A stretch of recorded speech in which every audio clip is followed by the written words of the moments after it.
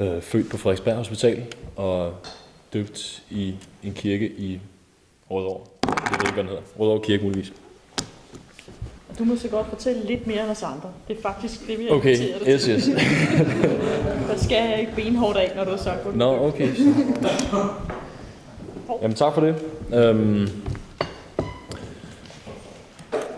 Jeg hedder som sagt Anders, og jeg er sprogofficer i forsvaret.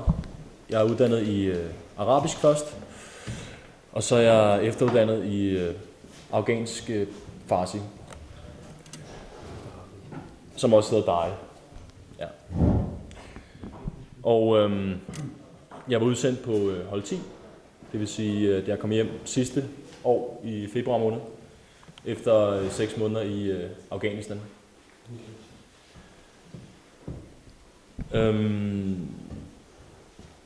I forhold til selve uddannelsen som sprogofficer, så drejer det sig om 2 års intensivt forløb, hvor vi lærer en masse sprog selvfølgelig, og det skal vi kunne på tolkeniveau.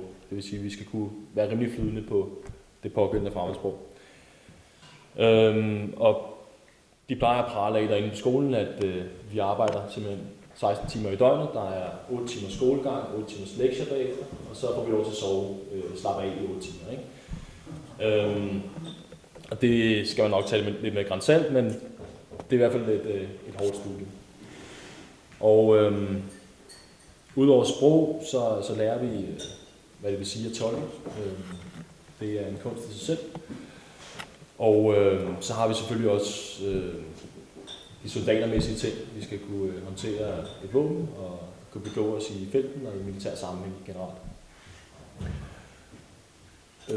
Således så starter uddannelsen faktisk med, at man bliver banket ned på sergeantskolen i Sønderborg, og så kører man et sergeantkursus, så vi uddanner sergeanter til at starte med, før vi rammer København og begynder sprogdelen. Så det er sådan ligesom det grundlæggende.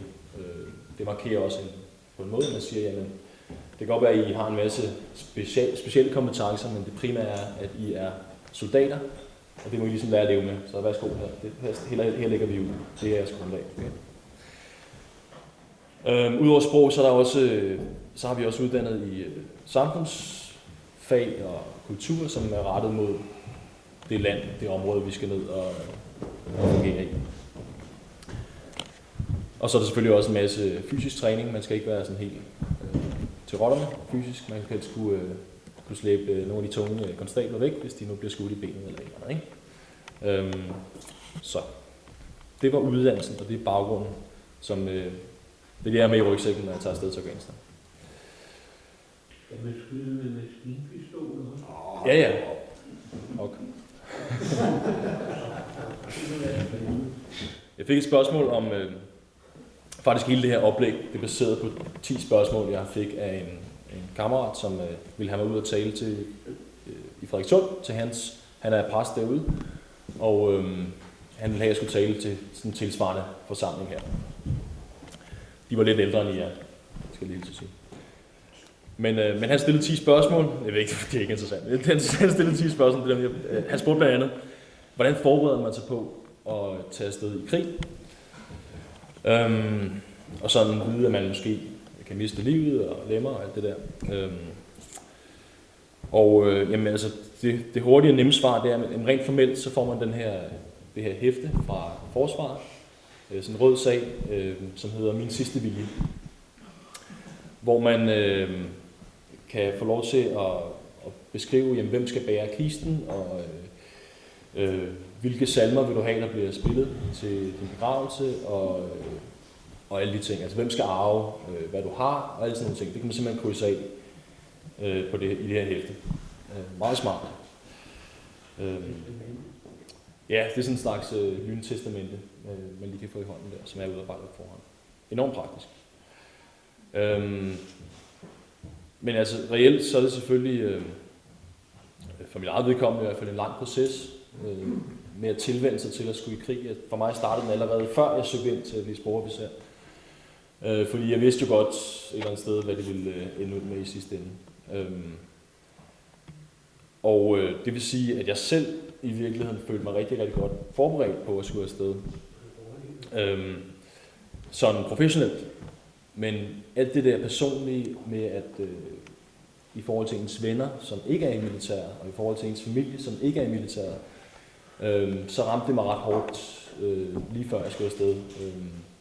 Faktisk nærmest ugen op til. Nu var vi også vældig stressede af flere grunde. Men det der med at sidde og udfylde sin sidste vilje på vej til en af mine venners bryllup, det var sådan lidt mærkeligt. Og det er fuldstændig ubærligt og umuligt at sige farvel til sine venner og sin familie for sidste gang. Både for dem og for en selv. For måske sidste gang. Ikke? Altså den der tanke, der ligger i baghovedet med, det her, det kan måske være sidste gang at sige farvel. Det er fuldstændig umuligt at rumme, for det er bare større end en selv, ikke? På mange måder. Det går ud fra de fleste, jeg kan sætte jer i. Så på mange måder så har jeg egentlig tænkt, om det ville være bedre, at man bare lod familien blive hjemme, og så tog man selv i lufthavnen. Så var det ligesom overstået, ikke? I stedet for, at man står der revet fra hinanden. Jeg ved ikke, om der er nogen af jer, der har set filmen Armadillo? Okay. Armadillo, det er en film, der handler om, hvordan det er at være i Afghanistan. Det er en super god film, der giver et realistisk billede på, hvad det vil sige.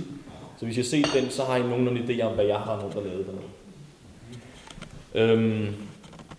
Men der er en dreng i den film, hvis familie ikke er enig med hans valg. Og det må de selvfølgelig gerne være uenige. Altså, de må selvfølgelig gerne være uenige med det, han foretager sig. Det vil enhver god far, vil jeg forvente af enhver god far eller mor, at de selvfølgelig er uenige med, at deres søn synes, at det er en god idé, at han skal i krig. Altså, det var mine forældre også, og det synes jeg er fornuftigt. Den holdning vil de også selv have. Men problemet er, at de vælger at beholde den uenighed. De viser den til ham. Og man ser på et tidspunkt i filmen, at den her knægt, han ringer hjem, for ligesom at fortælle, hvordan det går. Og så siger moren, vi er så bekymrede for dig. Tænk, hvis der skulle ske der noget. Altså, en masse ting, som han ikke kan gøre noget ved i den situation. Han kan ikke trøste sin mor i den situation. Han er langt væk, han er i Afghanistan. Altså bare det, han er i Afghanistan, er kilde til bekymring for hende. Og det er selvfølgelig svært for moren at skjule sine følelser. Men hun gør ham enormt meget uret, den her stakkels lille knægt, som ved Gud ikke er ret gammel i forvejen. Han har ikke styr på sit liv, han får ikke styr på hjemmefronten, og det kommer til at stresse ham utrolig meget. Der var en af mine kollegaer dernede, som sad i et telt inde i den store base, og var langt væk fra krigen i virkeligheden. Han hørte ikke nogen eksplosioner, han så ikke nogen blive skudt eller sprunget i luften. Men han måtte gå hjem efter 2 måneder. Han kunne simpelthen ikke klare stresset. Hvorfor? Fordi der var problemer med familien derhjemme. Okay? Det kunne han ikke klare.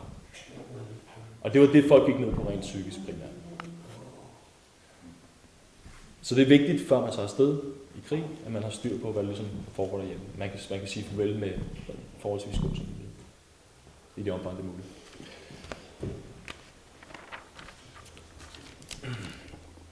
Så spørger min ven Lars her om, hvilke tanker jeg gjorde mig om risiko, altså hvad der kunne ske mig. Og der er selvfølgelig sådan 2 overordnede ting. Man kan komme fysisk eller psykisk til skade. Jeg kan miste et ben eller arm. Jeg kan blive vanvittig oven i hovedet. Ikke til at holde ud at være sammen med. Det er selvfølgelig en realitet, men det er noget, man klarer professionelt i virkeligheden. Jo mere du er i trøjen og snakker med folk, der har været udsendt, jo mere får du en fornemmelse af, at det er normalt. Ikke? Det er lidt ligesom at være, læge på en traumestue. Altså i starten, når de kommer ind, så tænker de, hold da op, der er blod over det hele, og det hele går vanvittigt hurtigt, og folk dør omkring mig, osv.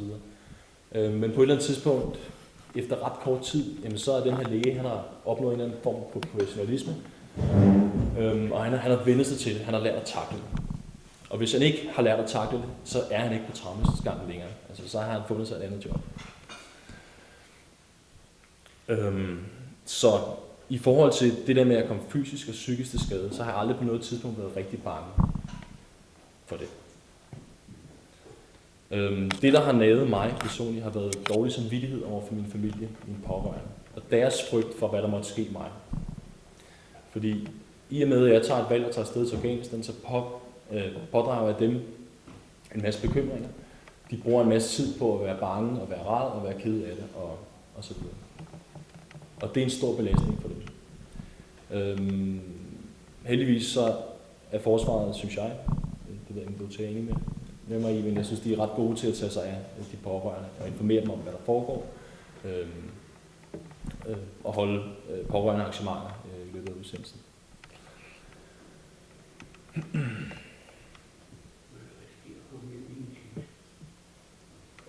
Det er jo lige det, og det mor jo ikke så glad for. Så det er et problem. Det er et problem. Helt klart. Godt, men på et eller andet tidspunkt så ender jeg jo i Afghanistan. Og jeg ved ikke, hvor mange af jer, der ved ret meget om Afghanistan, hvor det ligger. Men jeg kan lige, I har måske hørt lidt i medierne, men altså, der er ikke så mange, der tænker over, hvor det ligger. De fleste tænker bare over, at Afghanistan er det sted, vi er i krig. Og så er der ikke så meget mere der. Så jeg kan lige kort fortælle jer, at Afghanistan er et land med 30 millioner mennesker. Og det ligger klemt inde mellem Iran og Pakistan. Og befinder sig i en region, vi kalder Centralasien. Det vil sige, det ligger faktisk ikke i Mellemøsten, som der er mange mennesker, der umiddelbart tænker. Og de taler heller ikke arabisk i Afghanistan. Altså, de er lige på kanten af islam, kan man sige, eller den muslimske religions udbredelse. Men det er også lige på grænsen der. Altså, der er ikke mere islam sådan rigtig så meget efter Afghanistan. Altså, der kommer Pakistan med, sådan en lille del af Kina, som Afghanistan også deler grænse med. Det er også mange mennesker, der kommer som overraskende til. En gang til. Baluchistan er... Jo, det gør det, ja. Jo. Baluchistan bliver også betegnet som en del af Afghanistan. Ja. Det er en del, altså Baluchierne lever på grænsen mellem, det er nomader, der lever på grænsen mellem Pakistan og Afghanistan. Ja. Og lige i forhold til det, så er Afghanistan jo et kludetæppe af forskellige etniciteter. Der er i Afghanistan omkring 30 forskellige sprog, og der er mange afghanere, som grundet tingens tilstand ikke har gået i skole, og således ikke har lært de officielle sprog, som er enten persisk eller det, der hedder Pashto. Og det betyder, at jeg har mødt afghanere, som jeg har været sammen med dernede, som ikke fattede en lyd af, hvad de andre afghanere sagde. Okay? Fordi de bare tilhørte en minoritet, som havde et sprog, som ikke lignede hverken persisk eller pashto. De havde ikke mulighed for at gå i skole, så de var bare rent og sagt på herrens mark. Men Afghanistan har en rig kultur, og de har en rig historie. Det har været siden oldtiden har Afghanistan været et ekstremt vigtigt knudepunkt mellem øst og vest. Silkevejen har gået lige igennem Afghanistan, og masser af rigdom har hobet sig op i Afghanistan. Og det har været centrum for adskillige storriger. Blandt andet var det en vigtig del af Perserriget i sin tid. Og også mongolernes store rige var også baseret på, blandt andet på den rige handel, der var i Afghanistans bjerge. Og det betyder, at når man går rundt, for eksempel i Helmand, som jeg gjorde, så ser man en masse lerhytter, som I ser på tv. Man ser altså også kæmpe store ruiner af fuldstændig vanvittigt store borge og slotte, der har ligget ned langs Helmandfloden. Og det er klart, det påvirker jo selvfølgelig også afghanerne i deres selvforståelse, at de stammer fra, de har altså mere at byde på, end bare lige at være nogen, der bor i lærhytter, ikke? Hvis I forstår, hvad jeg mener. Men det er klart, 30 års borgerkrig gør noget ved selv det største land. Og Afghanistan er, hvis I går ind på statistikker, for eksempel, er der noget, der hedder World Factbook, som CIA har lavet, som ligger på nettet. Der kan man gå ind, der er lande blevet rangeret i forhold til for eksempel sådan noget som børnedødelighed og alle mulige sjove ting, ikke? Hvordan deres infrastruktur er osv. Afghanistan scorer fuldstændig horribelt på alle de her statistikker. Der er ekstremt høj børnedødelighed, og der er ekstremt høj det, der hedder maternal mortality rate, altså kvinder, der dør under fødslen osv. Og det skyldes for det første, at infrastrukturen er fuldstændig smadret, ikke eksisterende. Der findes én vej i Afghanistan, en asfalteret vej, resten det er jordveje. Der er stort set ikke nogen sygehus, udover i de store byer. Og de sygehus, der så er relativt dårligt, fungerer relativt dårligt. Det gør de dels fordi, at de ikke har midler til at blive drevet, men de har det også fordi, at der har været en seriøs brain drain, flugt af folk, der ved noget og kan noget. De er selvfølgelig flygtet til Europa eller til USA eller andre steder i regionen. Og uddannelsesniveauet er generelt rigtig, rigtig lavt. Man skal være heldig, hvis man har gået et år i skole i Afghanistan. Men stadig så har de altså en kultur, og du møder afghanere, som ikke har nogen uddannelse, men alligevel er knivhamrende skarpe, og ved de mest mærkværdige ting om et eller andet. Fordi det er gået i arv i deres familie, eller fordi deres far er klog, eller hvad ved jeg. Og de har en vilje til at få det her til at blive vendt til noget bedre, helt sikkert. En anden ting, som altså ud over det sådan rent materielle, kan man sige, så er der en anden ting, som 30 års borgerkrig fører med, og det er usikkerhed. Folk er fuldstændig usikre på, hvad der sker i morgen. Man ved ikke, hvor længe man lever, man ved ikke, om man lever til i morgen, man ved ikke, om ens børn lige pludselig bliver slået ihjel, når de går ned og leger, osv. Og det betyder selvfølgelig, at folk er bange, og folk er bange for, at der skal ske noget, der ødelægger den skrøbelige balance, som der trods alt eksisterer. Så for eksempel, når vi kommer ind og begynder at tale med en eller anden fyr og giver ham nogle penge, fordi vi gerne vil have, at han skal bygge en pigeskole, så kan det være, at han lige pludselig bliver mægtigere end ham, der måske ellers var fyren, der styrer tingene dernede, hvis I forstår, hvad jeg mener. Okay? Så bliver magtbalancen rykket. Så skal ham, der sidder på magten, han skal til at finde ud af, hvad der bliver gjort, og alle er fuldstændig vanvittigt bange for, hvad der nu skal ske. Fordi han slår nok igen på en eller anden måde. Ikke? Og hvem skal man være venner med nu? Vi tror, vi skal være venner med ham, men han er nu blevet rig og kan hyre nogle lejesoldater måske, og alle de her ting. Så vi opererer i et minefelt, især når vi kommer ind i det sociale arbejde. Når vi begynder at bygge skoler, når vi begynder at rykke uddannelse og i civile institutioner, så er det, vi bevæger os ud, hvor det er rigtig, rigtig farligt, og hvor der kan ske en hel masse ting.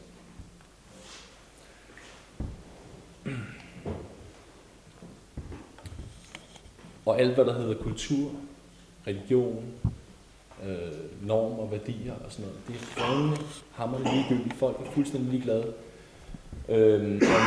Om vi opfører os på en bestemt måde, om vi husker at tage skoene af, før vi går ind i moskeen og sådan noget. Det er ikke det, det handler om. Det handler om, at man skal overleve til næste dag. Det handler om, at man skal få mad på bordet til sin familie. Vi er helt nede på sådan en meget basalt niveau. Og det er på trods af, at man bruger enormt mange ressourcer på, at folk skal lære om kulturforståelse osv. Det er selvfølgelig også en ræson i, men langt hen ad vejen, så er afghanerne ekstremt pragmatiske. Og er helt med på, hvad det drejer sig om. Det gælder om at overleve. Godt. Nu skal jeg ikke snakke 100 år, men I skal bare bryde ind, hvis I har nogle spørgsmål til et eller andet. Hvad var det, han skrev ham der, svenskeren, der rejste med sin kone og tog CV tværs igennem Afghanistan? Er det der held og lykke? Er det ikke Nej, det? Ham der rejste igennem Afghanistan med sin kvinde i en 2 CV. Okay. Og altså, det var før russerne kom ind. Ja. En svensker. Yes. Hvad fanden var han hed? Ikke nu. Hvad? Det er ikke nu, vi skal snakke om det. Okay. Nå. Nå, men det er meget interessant, Det er ikke nu, vi skal snakke om det. Nej, det skal vi Den kan I sgu da lære noget af. Det gør ingenting, men det er meget... Det danske militær lærer noget af 2 svensker. En mand og en kvinde. Helt sikkert. Det er meget interessant, når vi taler om Afghanistan og situationen i Afghanistan. Fordi i virkeligheden, Problemer over det billige radar. i virkeligheden, hvis vi spoler tiden 30 år tilbage, så var det faktisk muligt at rejse gennem Afghanistan. Det var jo et kæmpe hit i 70'erne at tage til Afghanistan, ikke? Ja, lige præcis. Gå ned og ryge noget hash og sådan noget. Ej, det ved jeg ikke, men altså, der var ture igennem Afghanistan, selvfølgelig ned til Indien, ikke? Ned til Goa eller sådan noget, så tog man sgu bare en bus, ikke? Og tog en tur dernede af. Det ved jeg ikke, om vi har nogle venner, der gjorde, men altså, jeg kender i hvert fald nogen, der har gjort det. Fornuftige mennesker. Ja, præcis fornuftige mennesker. Ja. Så fra Det er Sverige. Lilla Carlsen. Jeg har kørt igennem Afghanistan dengang. Ja. En 2 skole. Nej, det var i nogle biler, almindelige personbiler. Præcis. Det kunne godt være. Sagtens, og I er sikkert blevet vel modtaget af gæstlige mennesker, og det var søde og rart. Meget og humor. Ja, præcis. Men man kunne mærke stoltheden. Ja. Fordi der så senere hørte russerne lige vil gå ind og tage landet. Så kunne jeg bare ved at rejse igennem det, og være der nogle dage, så kunne man vide, det kunne de ikke gøre. Det kunne ikke lade sig gøre. Nej. De havde slet forstået, hvad der var, de var gået i gang med. Nej. Det kunne man ikke. Så det finder man meget hurtigt ud af, det der stolthed. Men interessant nok, når vi kigger på situationen i dag, det er 30 år siden. Siden 70'erne har der været krig i Afghanistan. Okay? Så går vi tilbage til 70'erne, så har vi faktisk et relativt velfungerende land, som er i rivende udvikling, sammen med Iran i øvrigt, nabolandet. Der sker rigtig, rigtig mange ting. Folk er veluddannet. Det er de i øvrigt også under russerne.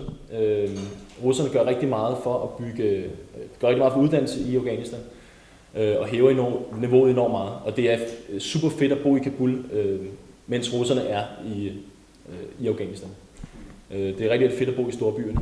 Selvfølgelig skal man ikke være alt for harsk mod kommunisterne osv., men det er ikke noget dårligt tidspunkt at være i Afghanistan på. Det bliver det først for alvor, når russerne trækker sig tilbage, og man lige pludselig igen begynder at være i tvivl om, hvem der sidder på magten. Og der er nogen, der er uenige om, hvem det skal være. Ikke? Man er uenige om, hvem den nye konge skal være. Og så begynder det at gå rigtig, rigtig, rigtig galt, og vi kommer ned i de her grimme etniske konflikter. Det minder meget om det, der skete i det tidligere Jugoslavien. Undskyld, er det ikke sproglige konflikter i virkeligheden? Det kan du godt sige til en vis grad, det er, men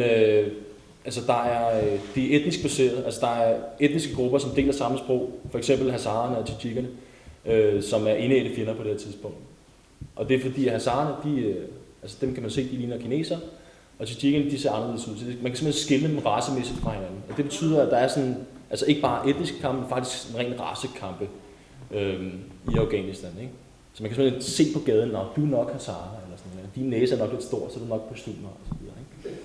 Ja, men det kan man så grine af, men det er altså realiteterne på det tidspunkt. Rigtig grimme ting, der sker. Ja.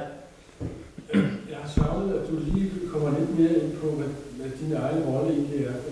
Du sagde godt nok, at du havde blevet oplært i lanceret våbentræning og den slags ting. Ja, vi er lige nået til der, hvor der står, hvad var din opgave i Afghanistan? Ja. Jeg kan også høre, hvor farligt det er at være sprogofficer i forhold til almindelig. Jamen, det skal jeg fortælle. Jeg kan ikke ud fra, at du er lige helt fremme i fronten, at du nok lige holder lidt tilbage. Ja, det skal jeg fortælle. Kan du ikke komme ind på, hvor farligt det er derfor? Sprogofficer i forhold til almindelige soldater? Ja. Okay, lige til det. Det er fuldstændig lige så farligt at være sprogofficer, som at være almindelig soldat. Punktum. Ja. Mine opgaver var, at jeg fungerede som tolk dernede, selvfølgelig.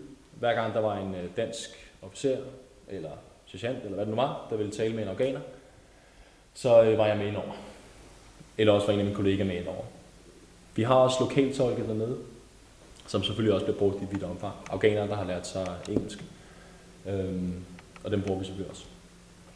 Men som sprogofficer har jeg rolle som tolk dernede. Derudover var jeg med til at udvikle vores rådgivning af de afghanske soldater på det, der hedder kompagniniveau. Det vil sige dem, der er ude i felten i virkeligheden. Dem, der går patruljer ude i felten, dem var jeg med til at rådgive. Og hvad betyder det? Jamen, det betyder, at man går sammen med de afghanske soldater, er på patrulje med dem hele tiden, arbejder sammen med dem. Alt, hvad de laver, det er også med at lave. Sådan at jeg får et solidt indblik i, hvad de laver, samtidig med, at jeg ved, hvad danskerne laver, og hvad danskerne har tænkt sig. Og så fungerer jeg så som et bindeled mellem de to enheder. Så jeg kan oversætte til danskerne, hvad afghanerne har gang i, og jeg kan oversætte til afghanerne, hvad danskerne gerne vil, for eksempel. Så vi kan få samarbejdet til at fungere på en nemmere måde. For der er rigtig, rigtig mange fordomme. Der er selvfølgelig sproglige barrierer og alle de her ting. Og folk ser anderledes ud. Og det kræver altså meget, at man forklarer, hvorfor at de opfører sig sådan. Hvorfor spiser de ris, når vi spiser feltrationer. Hvorfor alle de her ting. På sådan en helt basalt niveau. Det skal forklares, og det skal støves. Afghanerne arbejder jo på en helt anden måde. Militært og taktisk end de danske officerer, som har en lang boglig uddannelse og har en masse fagudtryk og alle de her ting. Det opererer afghanerne slet ikke med på samme måde. I øvrigt har den afghanske hær for eksempel nogle sproglige problemer. Der er simpelthen nogle soldater, der ikke forstår, hvad der bliver sagt. Det er en noget anderledes udfordring, og en udfordring, vi ikke forventer i et moderne, professionelt vestligt militær. Så der er en masse ting, som danskerne ikke har øje for, og på samme måde så ved afghanerne heller ikke lige, hvad er det egentlig, vi vil dernede? Hvad er vores rolle? Hvad vil vi med de her afghanere? Og sådan noget, ikke? Hvor meget skal de have lov til? Og sådan noget, ting. Det er jo tanken, at fordi vi startede med at gå derned og tage noget til mig og prøve at holde det og holde styr på det. Og så er man efterhånden nået til et punkt, hvor at den afghanske hær er klar til at tage over. Så tanken er, at de skal i højere og højere grad skal tage over. Ikke? Men hvornår skal de tage over? Meget skal de tage over alle de her ting. Det er klart, det er noget, som det er også, skal man også se at forklare afghanerne selvfølgelig. Ikke? Jamen det er jer, der styrer. I starten, så skulle jeg gå forrest. De ville gerne have, at jeg gik forrest. Og jeg var ligesom ISAF, jeg var NATO-soldaten. Det var mig, der bestemte jo, ikke? Hvor vi skulle hen. Det måtte jeg forklare og sige, nej, det er ikke mig, der bestemmer, hvor vi skal hen. Det er dig, der bestemmer, hvor vi skal hen. Det er dig, der bestemmer, hvor vi skal gå patrulje hen. Det er jeres opgave, det her. Det lyder meget underligt, men det, sådan var det faktisk meget bogstaveligt. Jeg var både, så mit arbejde var virkelig mangefacetteret. Jeg lavede decideret kontorarbejde, hvor jeg oversatte for eksempel sådan nogle ugeskemaer, hvornår patruljerer vi hvor, og så videre. Det kom de gerne med fra den afghanske her og sagde, her, det laver vi mandag, tirsdag og torsdag, og så skulle vi give det til den danske enhed, som de arbejder sammen med. Så det skulle jeg sidde og oversætte fra dig til dansk. Så var jeg til en masse møder, blandt andet planlægningsmøder, hvor hvis vi skal planlægge en større operation, så har vi et kort, og så viser vi ligesom, hvor de forskellige enheder skal være, og sådan nogle ting. Og det var jeg også med ind over, når folk ligesom fremlagde deres taktikker, om det så var afghanerne, eller om det var danskerne, eller om det var englænderne. Og så har jeg været på et hav af patruljer, fodpatruljer, som vi ser i Armadillo, hvor folk bliver skudt på og sprunget i luften og lidt af ting. Det er selvfølgelig ikke noget, der sker hver dag. De fleste dage går vi ud, og så taler vi med nogen, og så er det helt fredeligt. Men så er der nogle gange, nogen bliver skudt på, og så er det sådan der. Hvad siger du så til det, der lige er kommet meget i radioen i morgen, som Armadillo, og at den var åbenbart blevet lukket for sent? Ja. Ja, det har jeg. Jeg synes, i det hele taget, at det her med at efterrationalisere, det synes jeg er ret træls. Altså det er i orden, at det foregår selvfølgelig, men jeg synes, det virker lidt som om, at der er nogle beslutningstagere, der prøver at tørre de her beslutninger af på nogle andre, og det synes jeg er rigtig, rigtig træls.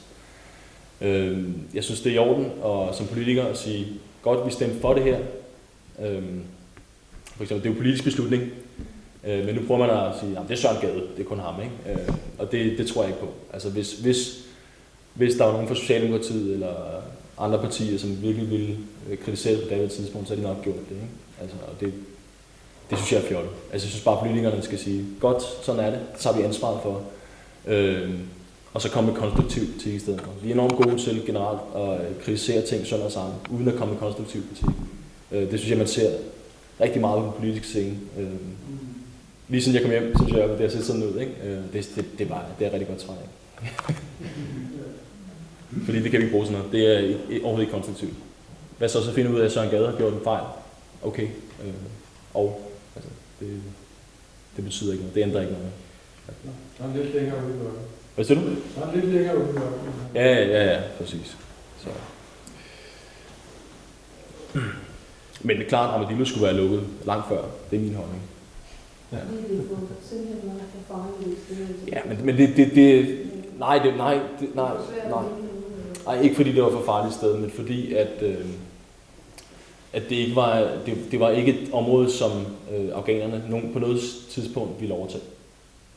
Altså afghanerne var ret hurtigt ude at sige, at der vil vi ikke op. Det synes vi ikke er interessant at ligge der. Og derfor skulle man have trukket sig tilbage. Undskyld. Ja. Altså, så vidt jeg husker, Winston Churchill. Okay. gik ind i Afghanistan over for Indien. Undskyld? Winston Churchill. Ja. Gik ind i Afghanistan over for Indien. Ja.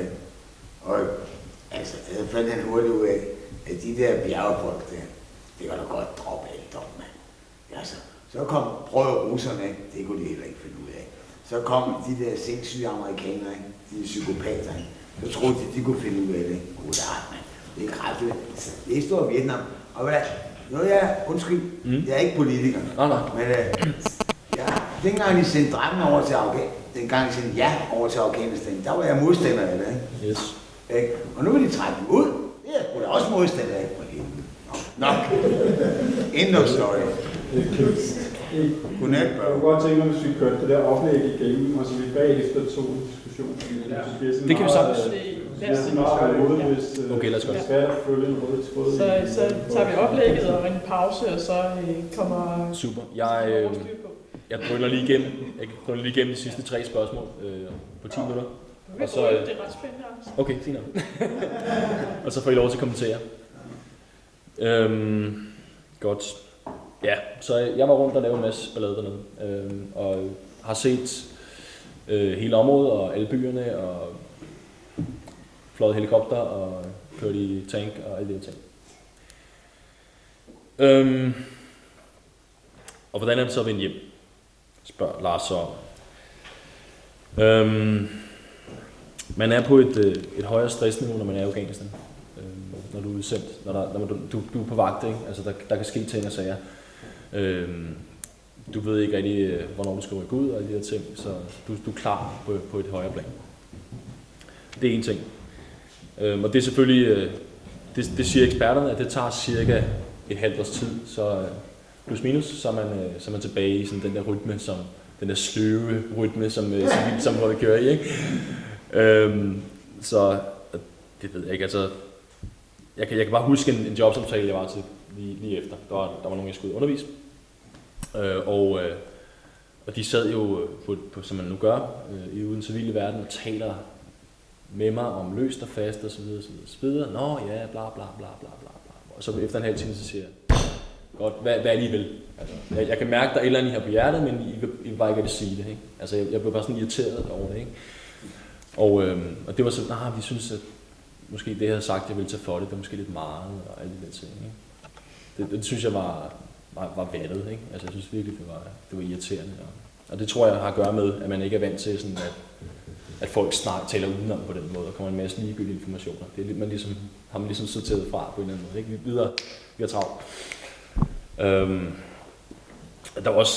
Der var en enkelt episode, hvor jeg sad med nogle af mine rigtig, rigtig gode venner, og der var et eller andet, de kørte på mig med et eller andet. Det tændte jeg helt af på. Altså jeg blev ikke sådan, jeg råbte og skreg, så jeg var bare det gider jeg ikke. Så var jeg lige ved at gå på festen, ikke? Og sådan noget, fordi jeg gad simpelthen. Så der var, altså man kan godt mærke, at man var på et lidt højere, sådan, man var lidt sådan lettere til at blive vred og sådan nogle ting, ikke? Så sådan lidt. Der er også det der med, at det er lidt skægt. Det er sådan lidt vendt på hovedet, fordi i virkeligheden så tænker folk, når soldaten kommer hjem, så kan han slappe af, ikke? Så er det bare, så videre. I virkeligheden så lige omvendt. Når soldaten er udsendt, jamen, så har han kun sit grej, han skal holde styr på. Ikke? Og så skal han selvfølgelig stå til ansvar for en eller anden overordnet på et eller andet tidspunkt. Men de opgaver, du får, det er dag til dag. Ikke? Vi skal ud på patrulje i morgen, Anders. Så skal du gøre dig klar. Okay, fedt. Ikke? Altså, jeg skal ikke tænke over, når jeg er tante Oda, hun har fødselsdag, hvornår er det her, den 17. eller andet, jeg kan ikke huske det, og så videre. Altså, jeg skal huske at købe blomster til min kone, jeg skal huske og så videre, alle de der ting. Ikke? Der er rigtig, rigtig mange ting. Venner, der ringer til en, alt sådan noget der. Og når du forvejen er op på et forhøjet beredskab rent psykisk, så kan det være, altså det er altså grund til rigtig mange soldater, far fuldstændig op med spids, og bare bliver han helt, jeg skal bo ude i skov nu, ikke? Hvad vil du sige, undskyld? Ja, undskyld, ja. Ja, klar. Jeg prøver at tale højere. Nej, men altså, vi har set nogle soldater, for eksempel, der flytter ud i en skov og bor under en teltflage, ikke?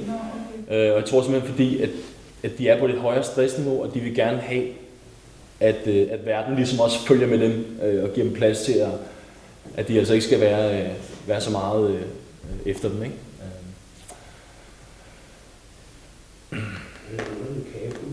Er det en flot by?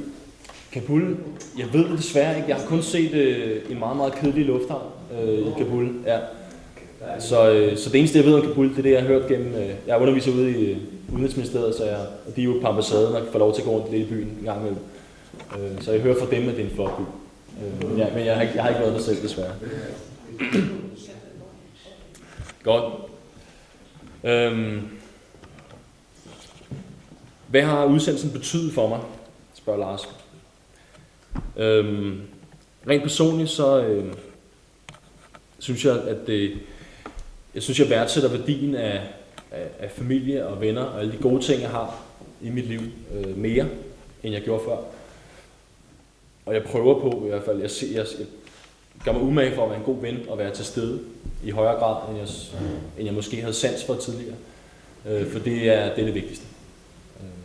Det er simpelthen det vigtigste, jeg har. Det kan godt være, at jeg har noget uddannelse, noget karriere osv., men det, jeg skal falde tilbage på i sidste ende, det er min familie og mine venner og min kone. Så det fokuserer jeg på. Nævn og det... Hvad? Hun er min familie jo. Ja, præcis. Fordi samfundet er skrøbeligt. Altså det kan godt være, at vi føler det meget, meget tungt i Danmark. Ikke? Vi har sådan et rigtig godt, solidt samfund. Så det er jo nærmest sådan en sovjetrepublik, ikke?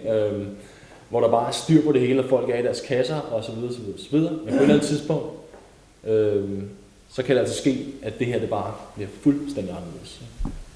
Og så ved vi, at dem vi kan regne med, jamen det er menneskelige relationer, det er dem vi taler med til daglig. Så vær nu søde ved jeres naboer.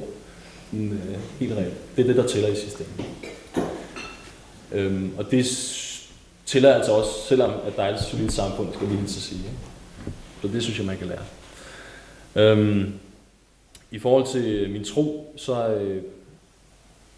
er jeg begyndt at takke rigtig meget. Jeg beder til Gud og takker ham hver dag for de dage, jeg har fået. Fordi at det er vildt, at man kan få lov til at leve og have et godt liv. Og få al den energi tilbage fra mennesker, man kan lide. Og så takker jeg ham for at vise, at der er mennesker.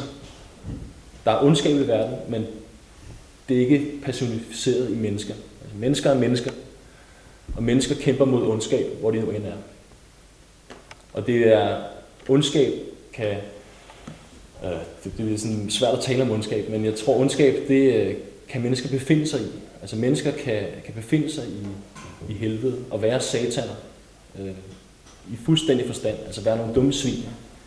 Men de lider, de her mennesker. Og det kan man se. Det er så tydeligt. Altså jeg har mødt nogle virkelig modbydelige mennesker i Afghanistan. Nogle virkelig modbydelige sataner. Ikke? Nogle pædofile, korrupte støder, ikke? Som led. Altså de havde et lorteliv. De havde helvede selv. De havde masser af penge, og de havde masser af soldater. Men de led. De er i et helvede, og de er selv satan. Ja. Men altså både personligt og professionelt, så er det vigtigt, at vi gør vores bedste. Og det er vigtigt, at vi gør vores bedste, fordi andre er afhængige af, at vi gør vores ting ordentligt. Det bliver meget, meget tydeligt, når man er i sin lejr i Afghanistan, så skal man bare gøre tingene ordentligt. Få gjort tingene færdige. Sige jeres sætninger færdige, alt det der. Lad være med at overlade det til andre, nødvendigvis. Og skulle redde kastanjen ud inden for jer. Spørg Lars, hvad jeg synes om Afghanistans fremtid. Er der håb dernede? Og det tror jeg, der er. Jeg er meget positiv. Jeg har arbejdet sammen med kanon gode afghanske soldater, som har masser at gå på mod. Set masser af afghanere, som er ekstremt ressourcestærke. Og man kan læse, hvis man nu læser udenom alle de der katastrofeartikler og medierne, der synes, at det hele skal være så fantastisk farligt, så kan man læse, at de afghanske politi og den afghanske hær bliver bedre og bedre til at løse de opgaver, de skal. For hver dag, der går. Og det betyder, at de kan sørge for, at der er sikkerhed i landet. Og sikkerhed, det betyder, at folk kan leve deres liv. Sikkerhed betyder, at folk kan begynde at bygge veje op, og det giver mening. Sikkerhed betyder, at folk kan sende deres børn i skole, og det giver mening, fordi der måske er en fremtid. Der er også sikkert Afghanistan om et år, eller om en uge. Så Afghanistan er værd at investere i. Ikke mindst på grund af afghanerne selv. De er kanon folkefærd. De har humor. De er gæstfrie. De er intelligente. De har rigtig, rigtig mange ressourcer. Udover, så er der selvfølgelig også sådan rent økonomisk, der er masser af mineraler og gas og alt muligt skummelt i Afghanistan. Det er et utroligt rigt land i jorden også.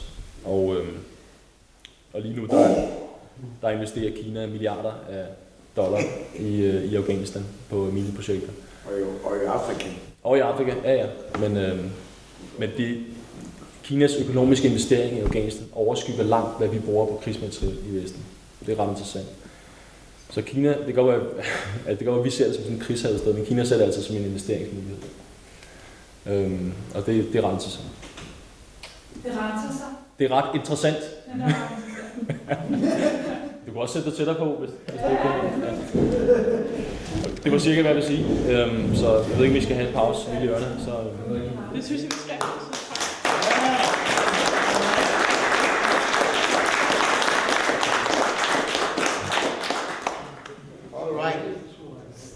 Tusind tak, Anders. Og som du nok kan fornemme, så er der en boblende spørgeløst, men jeg synes, vi skal holde pause faktisk helt til klokken 9. Okay. Spørgeløst. Så 16 minutter til spørgeløst. tager jeg mere feltnationer, og der toiletter herude, og ja. Må der være 16 minutter til spørgeløst. 20 arbejde.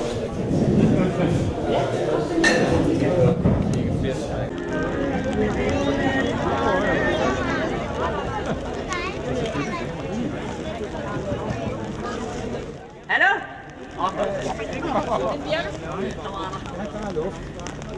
Jeg vil bede om at trække lidt tættere på her, under paraplyerne. Ja, der står lidt her, ja, ikke? Jo, kan man sige. Jeg tror, det er okay. Jeg vil gerne sige tak til jer sammen, fordi I er kommet her i dag. Forhåbentlig bliver vi mange flere, inden vi senere i dag skal tage det her store billede, hvor vi alle sammen markerer, at vi ønsker en løsladelse af Al-Qawacha. Vi står her i dag for at protestere mod Al-Qawachas fængsling og den behandling, som han har fået. Han sidder i Bahrain i dag, han er i livsfare. Han er udelukkende fængslet for at have lavet fredelig protest mod det styre, der er i Bahrain. Sammen med ham sidder mange andre samvittighedsfanger, som vi kalder det. Det vil sige personer, som udelukkende sidder fængslet for at have brugt deres menneskerettigheder, deres ytrings- og forsamlingsfrihed. Det er forkert at fængsle mennesker på den baggrund, og det er derfor, vi er her i dag. Styret i Bahrain prøver på alle mulige måder at pleje deres omdømme. De laver PR-stunts, de laver store, prestigefyldte sportsbegivenheder, de laver en række reformer, som de har gennemført i virkeligheden. På den baggrund kan vi se, at vi har faktisk store bekymringer omkring, hvad det er, vi omkring dem går og tænker om dem. Og det er derfor, at vi tror på, at det virker, når vi sammen her i dag får taget det her store billede og viser, at vi mange i Danmark, der protesterer mod situationen der. Jeg tænker, at på grund af det her fantastiske vejr, så prøver vi måske at speede programmet lidt op. Så vi ikke drukner helt, inden vi når frem til kl. 4, hvor det her billede skal så tages. Først skal vi alligevel høre, at vi har en række talere på programmet. Vi har Anders Jerikov, som er journalist ved Politikken. Vi har Henrik Nordbrandt, som er forfatter og som vil oplæse et brev, som Al-Qawwacha har skrevet til sin familie. Vi får besøg af Jeppe Kofod, som er leder af det udenrigspolitiske nævn i det danske Folketing. Vi skal høre en erklæring fra Bahrain Rights Defenders, som er den organisation, som Amnesty organiserer den her event sammen med. Og sidst, men ikke mindst, skal vi høre vores hovedtaler, Mariam Al-Qawwacha, sige nogle ord til os. Når alt det her er overstået, så er vejret blevet fantastisk, solen skinner, og vi skal alle sammen have taget det her store fælles billede. Det kommer til at foregå ved, at vi alle sammen vender os om faktisk, så tager nu et billede af Al-Qawwacha op på vores ansigter, og der vil være det her flotte banner, som også er foran mig nu, foran os alle sammen. Så tager vi det her billede, og det sender vi direkte til kongen af Bahrain, til regeringen, til myndighederne, til den ambassade i London, som dækker Danmark, som er Bahrains ambassade. Og vi tweeter det også ud, lægger det på Facebook, lægger det på internettet, så de også kan se i Bahrain, de mange mennesker der kæmper for demokrati og menneskerettigheder, at vi står sammen med dem. Så jeg vil gerne byde velkommen til Anders Jerichow.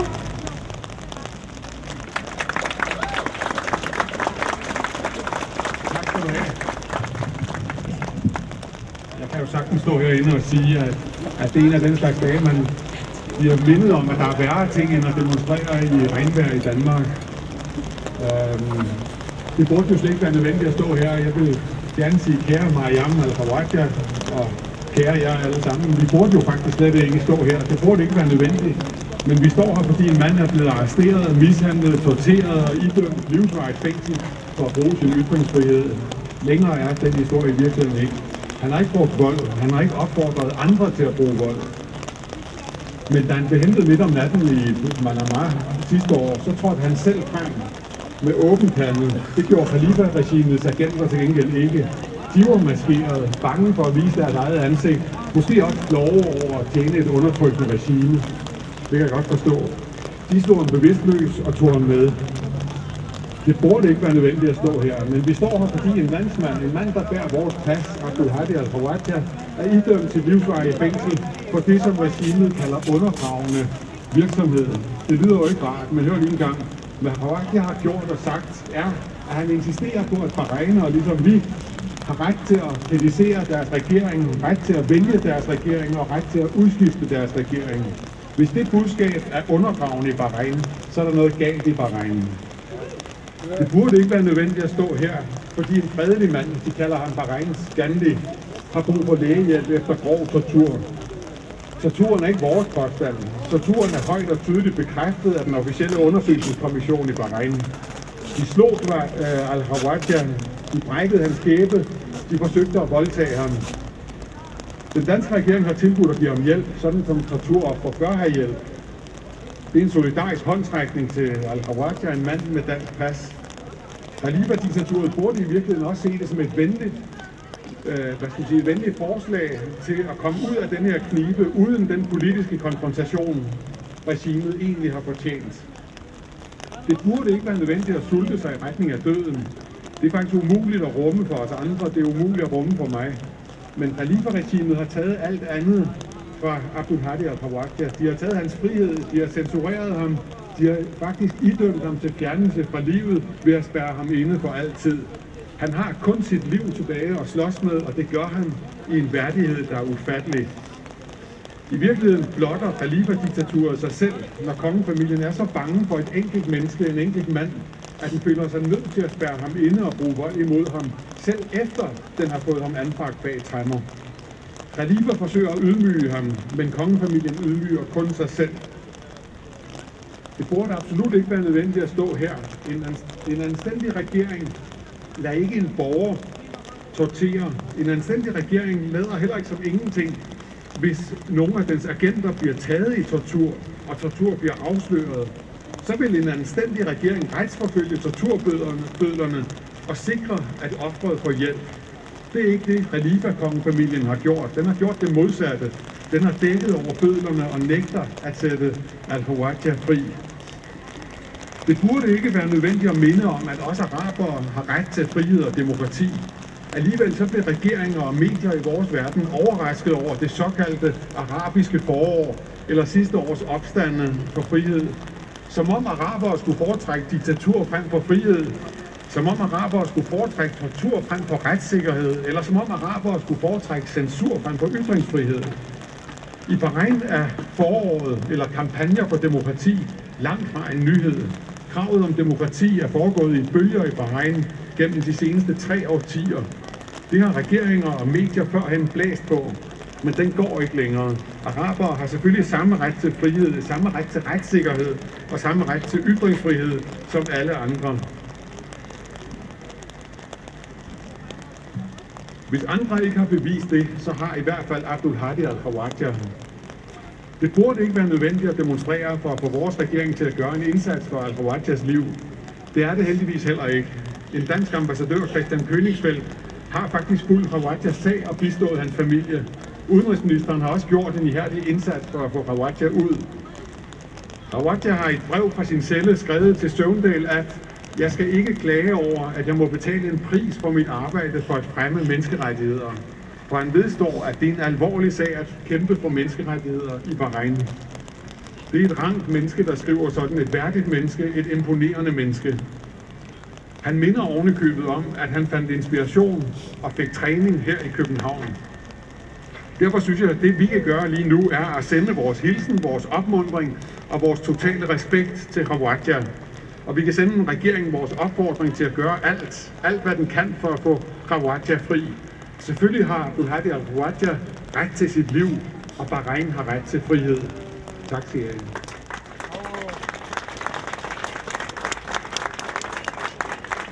Tusind tak til Anders Jerichov, og vi går straks videre til Henrik Nordbrandt.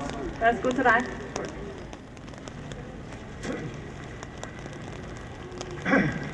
Ja. Jeg skal læse et brev, som Khawaja har skrevet til sin familie.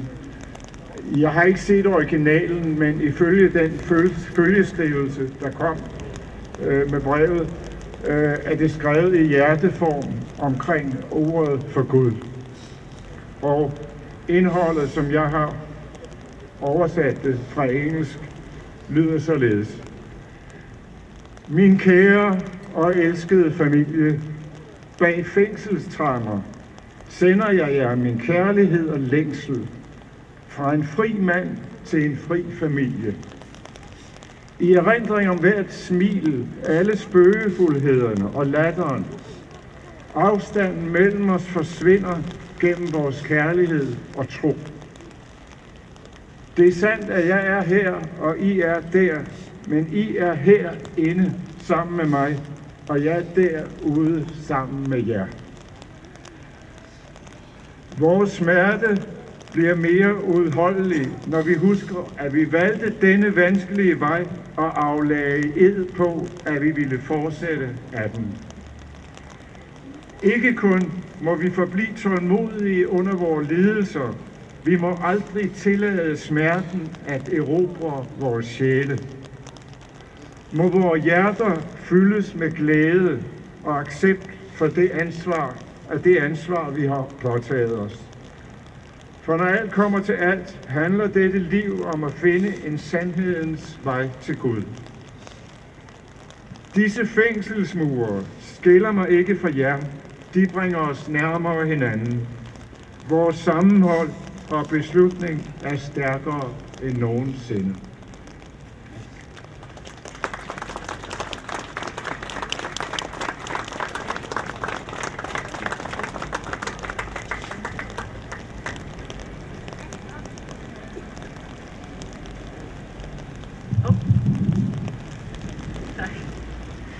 Man er jo en dværg. Tak til Henrik Nordbrandt for at læse det her brev op for os. Vi vil nu byde velkommen til Entisar Hafat, som kommer fra Bahrain Rights Defenders, og som skal komme med en erklæring. Tak skal du have.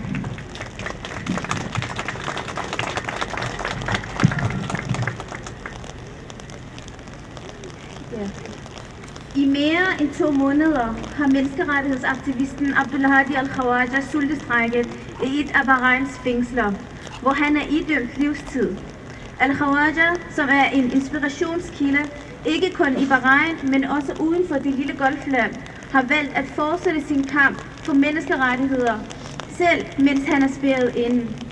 Med sin sultestrejke vil al-Khawaja ikke kun opnå sin løsladelse.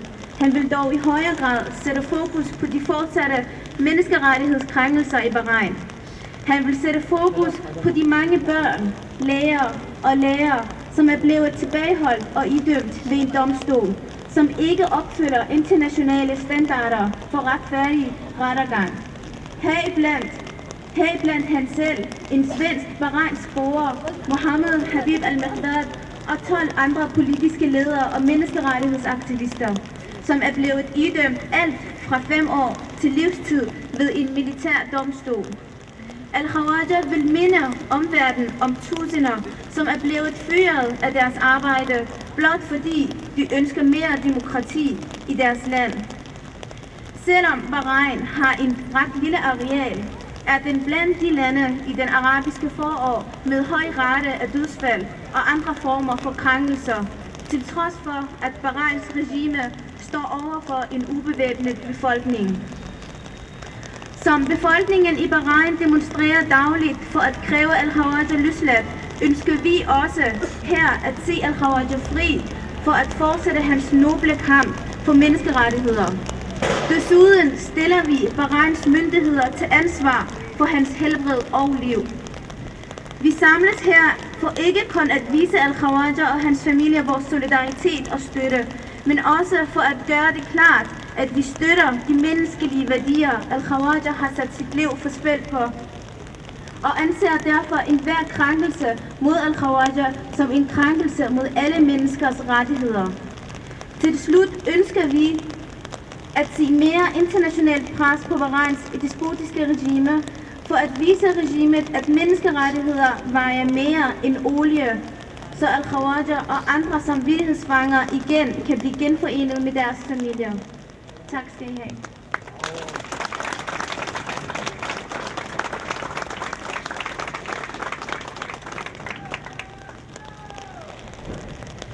Ja. Tusind tak til Bahrain Rights Defenders. Nu har vi Jeppe Kofod, formand for Udenrigspolitisk Nævn i Folketinget, som har trodset regnen for at komme og snakke til os.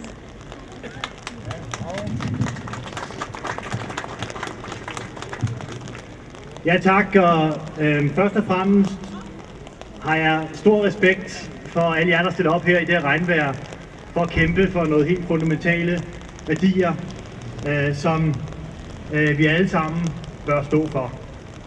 Der er ingen tvivl om, at vi også i Folketinget og i det udenrigspolitiske nævn, hvor jeg er formand, vi har fulgt det arabiske forår med stor interesse. Et af de glemte kapitler i det forår, det er det, der er sket i Bahrain. Der var mange forhåbninger for et år siden, men desværre så kan man se, at der ikke er kommet reelle demokratiske forbedringer i Bahrain. Støttet af Saudi-Arabien, der slog styret hårdt ned på fredelige demokratiske demonstrationer for frihedsrettigheder, som I alle sammen husker. Og jeg tror, en af de mest kendte ofre for undertrykkelsen er al-Khawaja, som vi alle sammen her også i dag er for at støtte. Jeg tror, det er vigtigt at sige, at al-Khawaja er jo en frihedskæmper for demokrati, for menneskerettigheder, og hans arbejde er beundret ikke blot i Bahrain, men i verden over. Det er uacceptabelt, at danskere, der kæmper for værdier, vi i Danmark værner om, og måske indimellem tager for givet, udsættes for livstidsdomme og tortur, uanset hvor det befinder sig, og det er klart, det må vi tage afstand fra, det der foregår i øjeblikket. Vi har som land, som Danmark, et ansvar og en forpligtelse til at hjælpe en dansk statsborger. Vi kan ikke vende blikket væk, eller endnu værre, forsøge at slå politisk fat på tragedien. Og jeg må sige, at det var med stor skam, at jeg så en kollega fra Folketinget, Søren Espersen, forsøge at mistænkeliggøre al-Khawaja som en fanatisk islamist, i stedet for at stå sammen med alle jer i kampen for at sikre hans rettigheder og sikre menneskerettigheder, demokrati, ytringsfrihed i Bahrain. Når folk på gaden i Bahrain går og råber, vi er alle al-Khawaja, symboliserer det jo meget præcist, hvad og hvem han kæmper for, nemlig alle mennesker i Bahrain og deres grundlæggende rettigheder.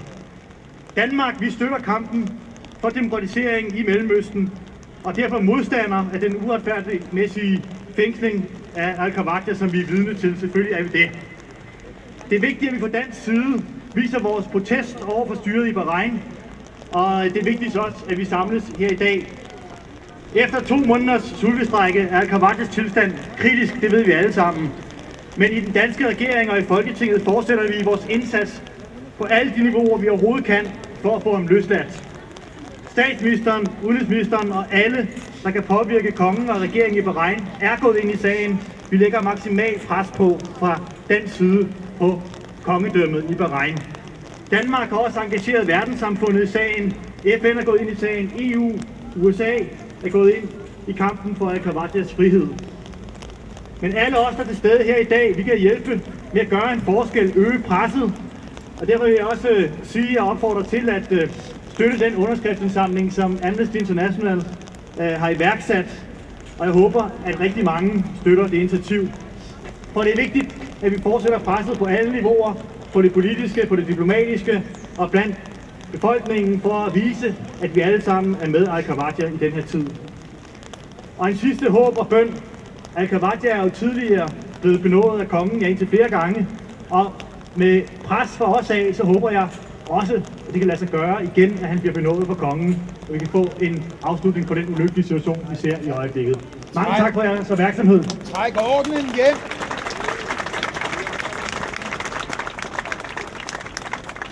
Ja. Træk ordenen hjem, Jeppe.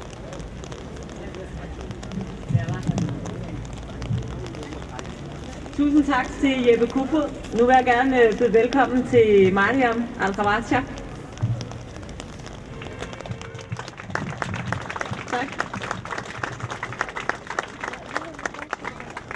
Hej alle sammen. Jeg vil gerne tillade mig at introducere mig selv.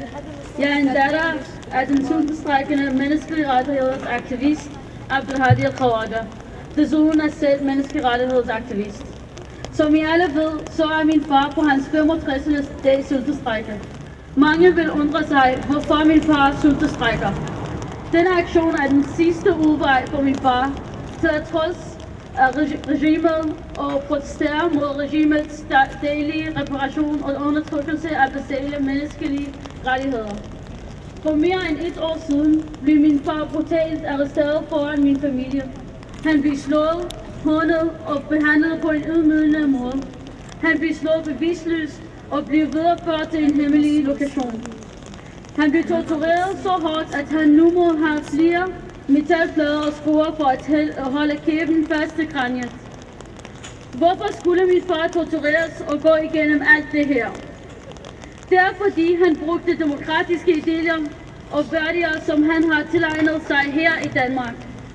I dag er der omkring 600 politiske fanger, og regimet i Bahrain slår fortsat hårdt ned på alle, der ytrer sig imod regimets politik. Mens vi står her i dag på Nytorv i fredelig Danmark, er der en 22-årig civil fotograf, der blev begravet i Bahrain, fordi han dokumenterede regimets uligheder og krænkelser. Desværre er det stadigvæk nogle vestlige land, der sælger våben til Al-Khalifa-regimet, mens de samme vestlige lande kritiserer Rusland for at sælge våben til regimet i Syrien. Hvad fortæller det her os? Penge er desværre mere værd end menneskeliv og rettigheder. Det er derfor, vi siger, at Formula 1 stadigvæk bliver holdt i næste uge, på trods af fængsling, torturering og dødsfald af den bahrainske befolkning. Til sidst vil jeg gerne takke alle, som kom ud for at vise deres støtte for den kamp, som både min far og den bahrainske befolkning kæmper i dag i demokratiet og frihedstegn. Derudover vil jeg gerne takke den danske stat og den Amnesty Danmark og alle, der fortsætter støtter den frie bahrainske befolkning. Tak.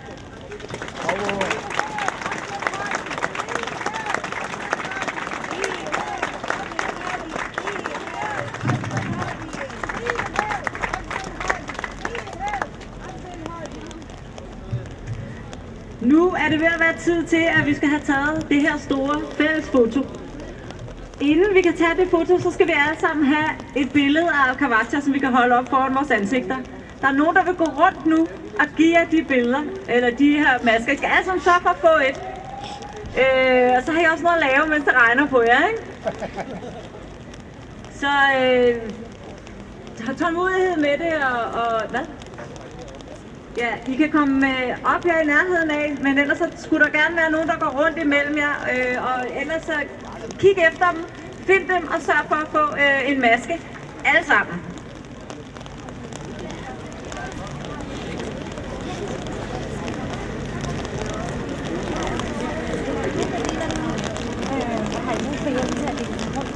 Jeg ved det ikke. Der står en der, deler ud.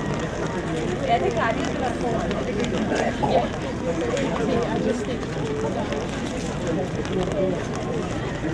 Husk også at få det.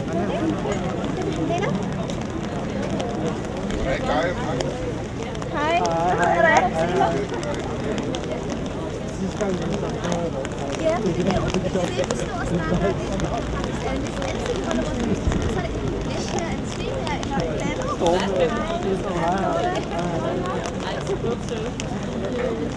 Det er det, vi viser vores vilje. Det er der stod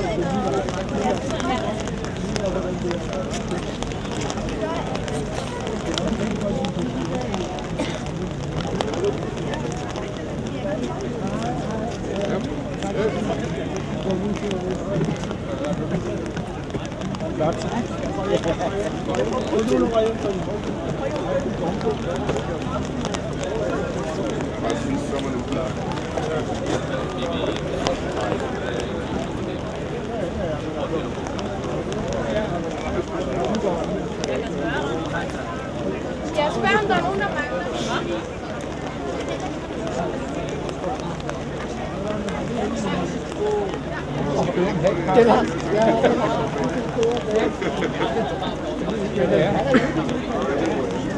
Jeg vil sige, det er altid noget, vi skal tage lidt tid, fordi vi er lidt sms-bevidset, der står på. Det er faktisk 16-15. Ja, og jeg ved, at der er i hvert fald en af mine veninder på vej, men så på den måde gør det ikke. Ja, det er klart.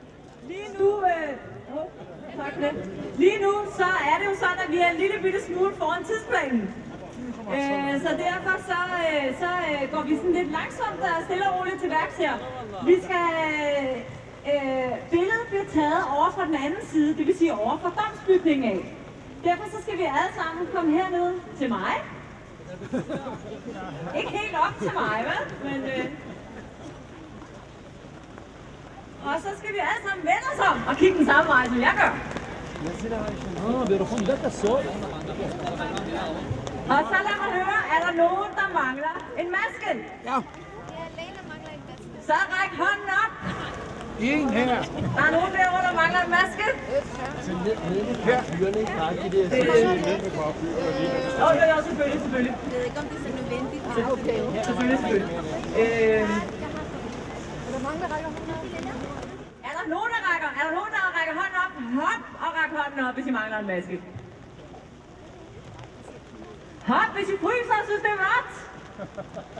Hey, det er godt at se. Ja. Det er fint nok. Det skal nok. Hvad hedder det? Er der styr på det, eller hvad?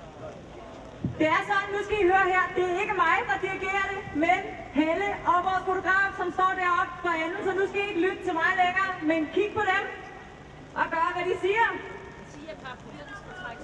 Og sæt paraplyerne ned, så vi kan blive set alle sammen.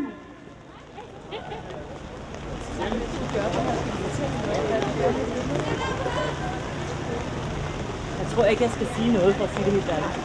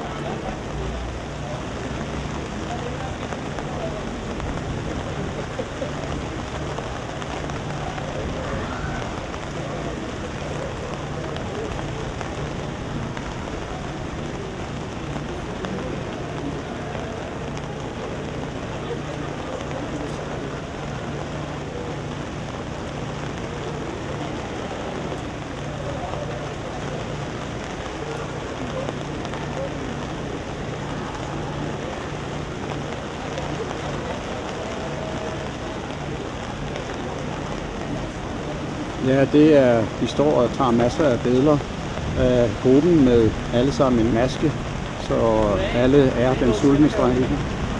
Hver eneste person her identificerer sig med den sultestrejkende ved at holde et ansigt af den sultestrejkende menneskerettighedsforkæmper. op foran, hvor man tager masser af billeder, og de billeder bliver så sendt til kongen, den uforskammede despot, diktator, kongen, som forhåbentlig kan få dårlig samvittighed og føle trang til at gribe ind og opføre sig bare en lille smule anstændigt og løs med den sultestrejkende. Det er en skændsel, international skændsel, der er simpelthen uhørt i længere tid. Det må lykkes. Det skal lykkes.